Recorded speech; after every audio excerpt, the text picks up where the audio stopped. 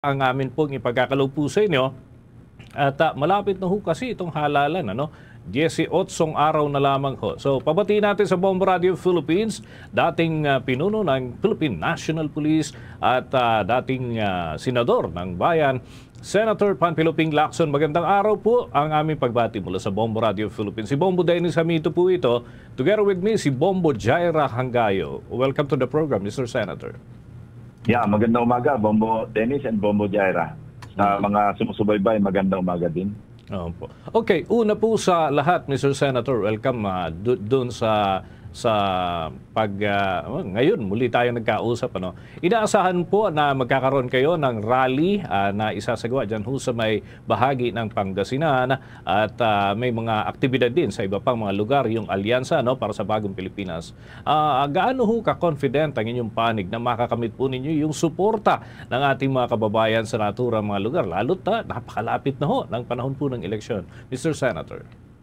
Yeah, precisely yun ang rason kung bakit umiikot yung alyansa, no, para ipresenta yung mga sarili namin. Kasi yung halalan na Bombo Dennis, alam mo, parang ano to parang job application, nag-apply ka sa job, ang HR dito, yung mga tao, yung mga kababayan natin. So yun, pinapresenta yung mga nagawa na, yung track record, lahat ng yung mga plano, ganun, yung mga plataforma. Yun ang dahilan kung bakit masipag mag-ikot yung alyansa. Yun nga lang, unfortunately, nabawasan kami ng isa kasi kumalas nga si Senator Aimee. Senator, ito lamang ho, ano, may pangamba ho yung ilang mga nasa industriya, kagaya ho ng pangisdaan, lalo dyan sa parte ho ng Pangasinan at iba pang mga lugar, ano, talaga may mga fishing bowl ang Pilipinas na talagang ito yung kanilang pinagkukunan. Kaya lang may mga nangyayari ho, kagaya ng fish kill, dito ho, nagkakandalugi-lugi ho sila. Sobrang init ho kasi ng panahon. Napakahirap din po para po sa inyo na naglilibot ngayon, ganito yung na-encounter ho ninyo. Baka kayo ho ay may mga nais maisulong, maimungkahi pagdating ho sa industriya ng pangisdaan dito sa ating bansa, lalo na para paghanda nitong mga kahalintulad ho na panahon. Regular naman ho itong nangyayari sa ating bansa, Mr. Senator.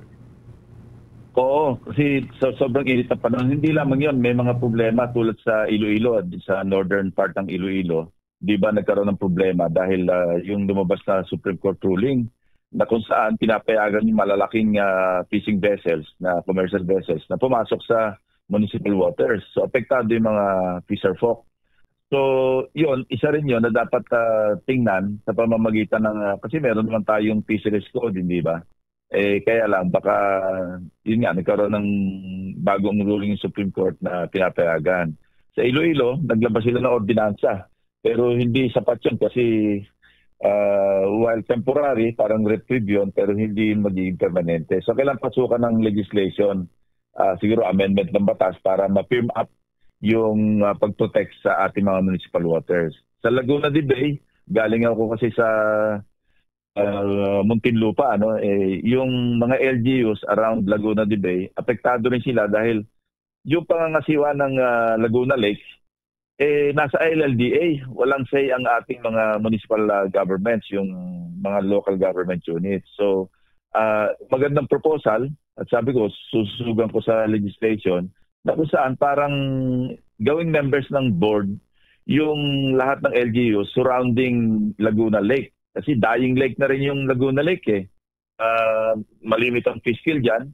Pagkatapos silted, ayun, yun ang kailangang pag-aralan din sa kasi meron naman tayong local government code na kung saan may pakailan talaga yung mga LGUs. Kaya lang nag-create ng LLDA na kung saan wala na silang say samantalang sila yung apektado. Hindi lang ng pagbaha kasi silted niya, kundi pati yung mga nangingisda diyan sa Laguna Lake. Okay, ang akin hong katandem naman, Mr. Senator, si Bombo Jaira Hangayo, meron din ho siyang mga ilang katanungan. Bombo Jai, with your questions to Mr. Senator. Senator, dito po tayo sa ibang issue. Patuloy po na nagluluksa ang bayan sa pagpanaw ni Pope Francis nitong Lunes.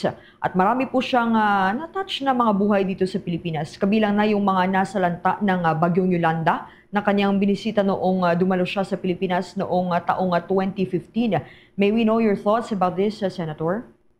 Yeah, profound loss for not only for Catholics but for the whole world and for humanity.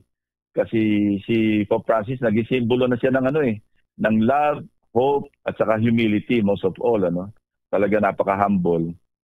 Ang daming istorya sa buhay niya na alam nating 'di ba noong siya nasa Argentina pa.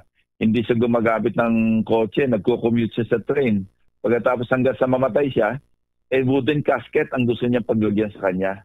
Kaya pambihirang tao sa narating ng kanyang sabihin na natin kanyang yung holy duty pagiging pare. Talagang napaka-consistent yung kanyang kaya nga talagang marami nalulungkot. Yun nga talagang big profound loss talaga sa humanity. Okay. Sa issue naman po ng balikatan, Senator, ito sinimulan na ng mga militer natin at ng Estados Unidos ang taunang balikatan na military exercises. Sa Pangasinan, may namataang barko ng China malapit sa Bolinao noong buwan ng Pebrero. Makakatulong po ba kung dito, what would be the pros and the cons kung dito gawin ang bahagi ng balikatan activities? Makakatulong. May mga pros and cons. Yung makakatulong yan kasi nga, yung bansang China, hindi naman siguro mag-iisip sila ng maraming beses bago ipagpatuloy yung kanilang mga aggressive incursions. Dahil alam nila may mga kaagapay na malalakas din na militarily ng mga foreign countries. Hindi lang ang balikatan, hindi na lang with the US. May kasamang Australia kasi meron din tayong treaty sa Australia. Yun ang advantage. Ang disadvantage naman, baka magkaroon lalo ng tensyon kasi siyempre alam naman natin na parang wala nang plano ang China na umatras dyan dahil sa laki ng resources. Alam mo yung mineral resources dyan talagang massive at matagal nang pinag-aralan ng China yan. Sa akin tanda, 1968 pa. May mga geologists na silang pinadala dyan para pag-aralan kung ano ba yung oil at saka yung natural gas na nandiyan sa ilalim. So mukhang hindi na rin atras. Pero mainam na rin na meron tayong kaagapay kasi talagang napakaliit at napakahina ng ating military capability. So yun tinatawag kong balance of power na kung saan sa halip na ito'y mag-instigate ng war, makaka-prevent kasi mag-iisip bago magkaroon ng aggression. Ang isang pinanghawakan natin dito, especially yung Mutual Defense Treaty with the US, dahil ito Pacific lang any attack on the public vessel on either country is deemed an attack on the vessel or attack do sa country na nakapirma. In this case, US at saka Pilipinas. Meron din sa Australia. Ngayon, pati yung Japan, Canada, mga European countries, medyo nandyan na rin nakikialam kasi alam din naman nila yung significance o importance ng sea lanes pagdating sa commerce. Okay, Mr. Senator, kunan ko lamang din ho kayo ng reaksyon sapagkat may ilang Pilipino ang naiipit ngayon dun sa China dahil sa issue ng espionage. Ano ho kayang mainam na hakbang upang maprotektahan natin yung ating mga kababayan sa mga ganitong sitwasyon? Lalo't very sensitive ang issue knowing na matindi rin ang friction sa pagitan ho ng ating bansa at ng China, Mr. Senator. As we speak, maski noon pa, noong unang nangyari yan, yung ating embahada sa China talagang gumagawa na lahat ng paraan para matulungan. Legal, moral, yung moral boosting ng pamilya at kung anong assistance na may bibigay. Ang malungkot dito kasi, Dennis, starting June, I think, or as late as December 2023, tinaasan ng China, parang naging serious offense yung espionage at binago nila yung batas nila na kung saan ginawang capital offense at life imprisonment at least kung di man execution yung depende sa gravity saka in-expand yung coverage, yung definition ng espionage na kung saan parang sinasabi doon na pag nag-rely ka doon sa information na nakaka-apekto sa national security ng bansa nila, guilty ka na. Ibig sabihin, pwede ka na ma-aresto, pwede ka na ma-imbestigahan. Napadalang ka ng information na nag-encroach doon sa kanilang national security. Parang pati ikaw, damay ka na. na-expand eh. Kaya yun ang nakakalungkot sa nangyari sa tatlo nating kababayan. Pero yun nga, may mga diplomatic channels naman pwedeng gamitin bukod doon sa legal assistance na pwedeng makatulong na maisalba yung ating tatlong kababayan. Okay, finally siguro, Mr. Senator, saan ho aabangan ang isang Senator Ping Lacson, lalo't may mga followers ho na ibig po kayong makita, makamayan bago ho itong nalalapit na halalan? Imbitahan niyo po siguro ang ating mga kababayan. Mr. Senator, please go ahead.